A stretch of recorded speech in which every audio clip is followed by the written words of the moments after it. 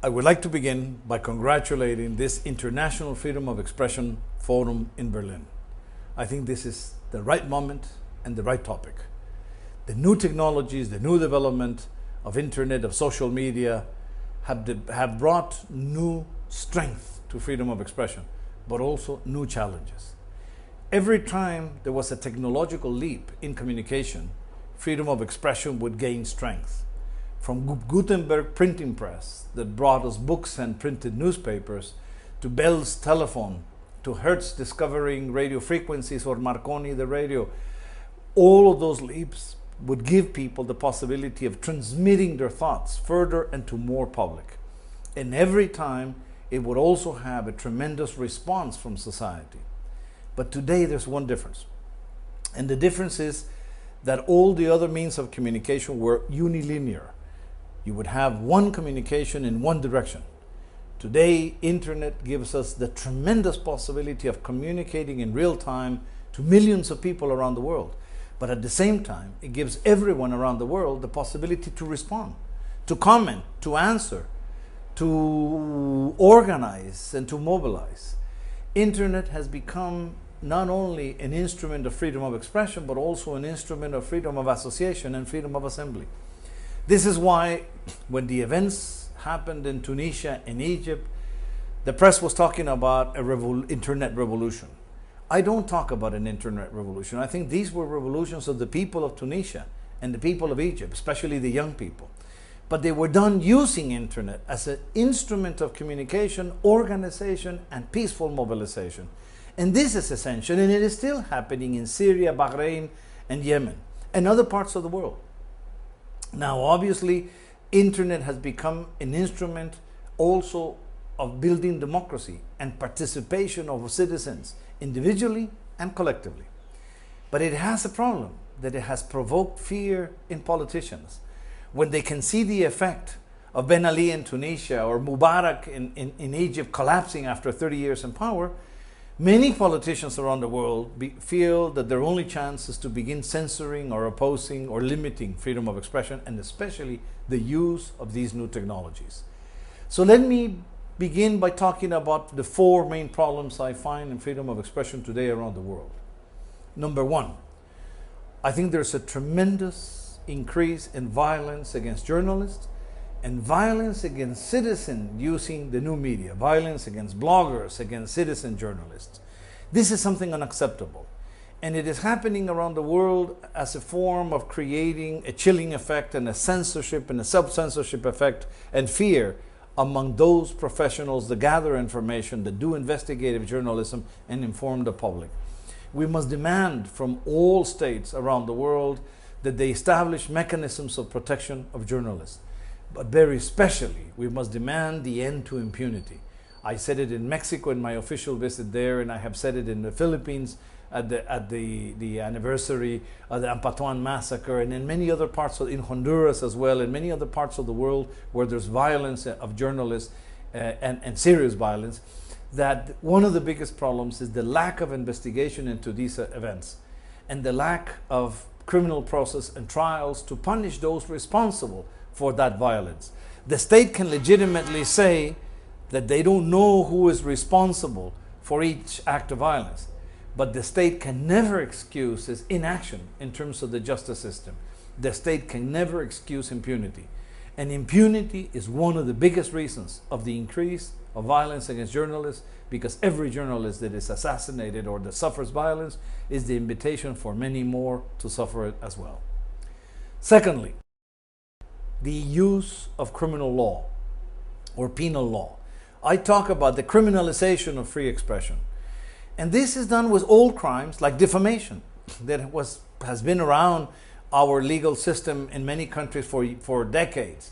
But all of a sudden, defamation is being increasingly used to silence those that criticize public officials, those whistleblowers that denounce corruption, or those that are opposed to public policies or criticize public policies.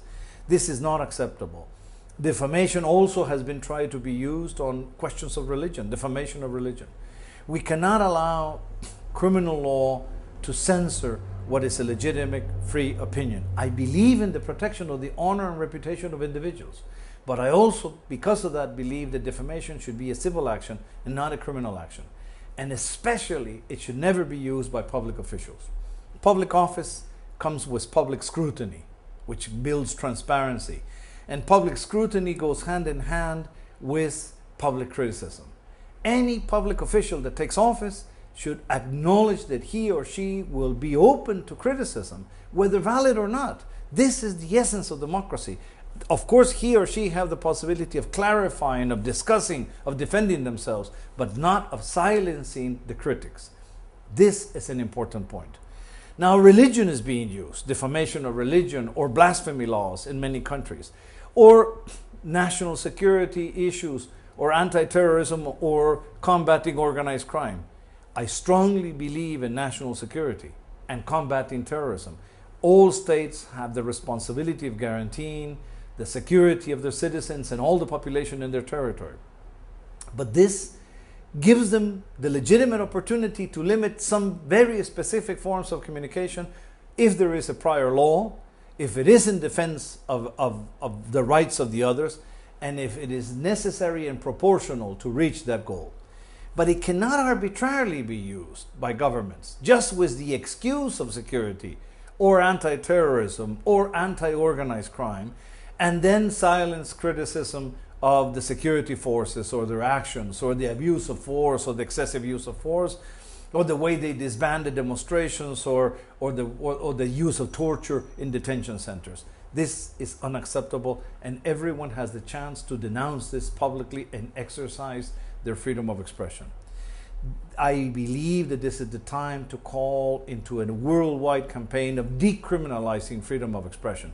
We go all the way to lèse majesté laws like in Thailand, where anyone who criticizes the royal family will fall into this legislation and can get up to 20 years, like a telephone message of an older man in Bangkok. This is unacceptable. Let's not allow our criminal legislation be used to censor, to punish, and to criminalize free expression, because that is going to create a chilling effect and the self-censorship of individuals and of the press as a whole. Third biggest challenge is the use of filtering and blocking messages in internet. This falls a little bit like the past issue. Of course, there may be abuses of internet. Child pornography is the one example. I agree in blocking child pornography. But I also believe that the responsibility of the state is to investigate who is fabricating that pornography.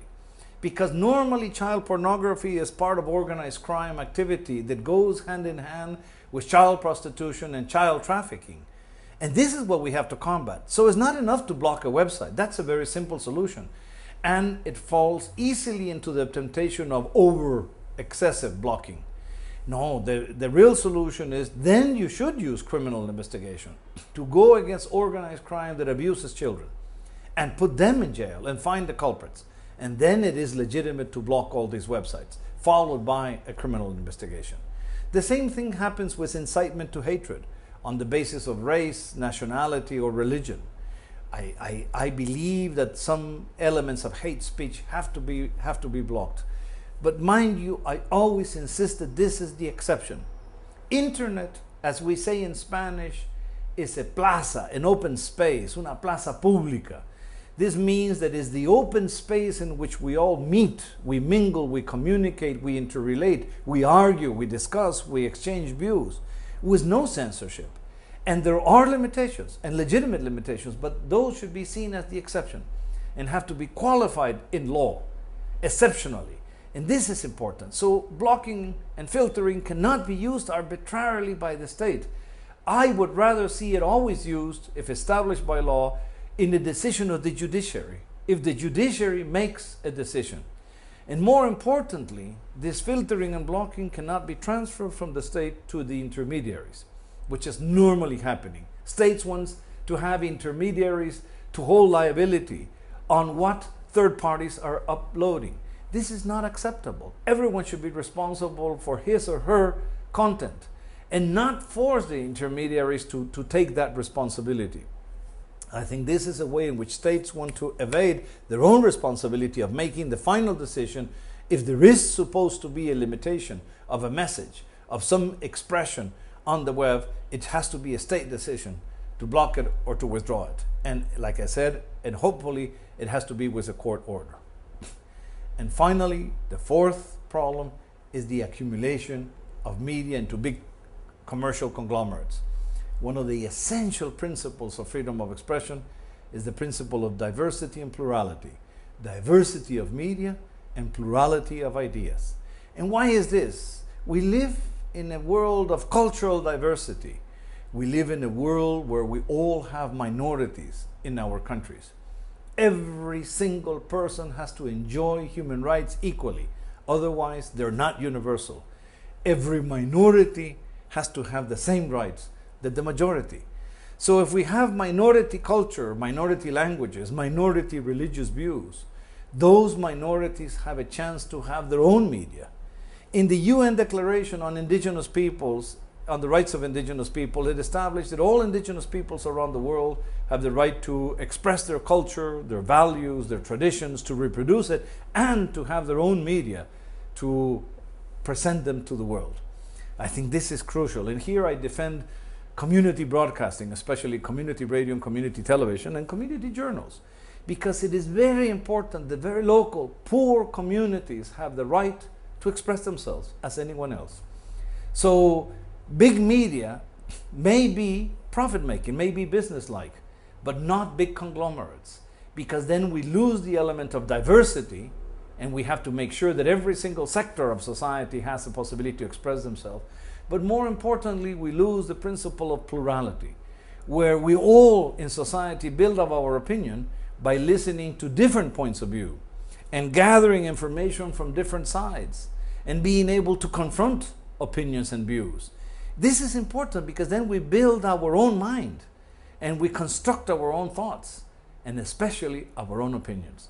And this is a right of society, is the collective right to be informed by a free and open press. And I think there is a challenge when we allow the big conglomerates. Look at the scandals of Rupert Murdoch and the conglomerates, or look at Italy and what the concentration of media did to allow the concentration of political power. This is a big threat. We should never permit this to happen. I think that at this big forum that you're holding, precisely on the new technologies and the social media and the social networks, which allows us a new form of participation around the world, without borders and with very little limitations, we should look at these four challenges to see how we can all confront them. We have to protect journalists and citizen journalists and everyone that uses the new technologies. We have to insist on a campaign to decriminalize free expression and demand from our parliaments around the world to do so. We have to insist on no blocking and filtering unless there is a legitimate reason established by law and applied by the judiciary. And finally, we must guarantee that in all media, but especially the media that is transferred into online versions, there is enough diversity and plurality to guarantee that everyone has a chance to express themselves, and then we all have a chance to listen to everyone and express our views. Remember, in freedom of expression, like in all rights, we only believe in the exercise of this right if we can guarantee equal access to this right. So finally, let me say that access to internet is a major issue that I made as a point in the General Assembly to include it in the Millennium Development Goals as goal number 8, to breach the digital gap and the transfer of technology. I understand access not as a new right, but as a precondition for freedom of expression and other rights.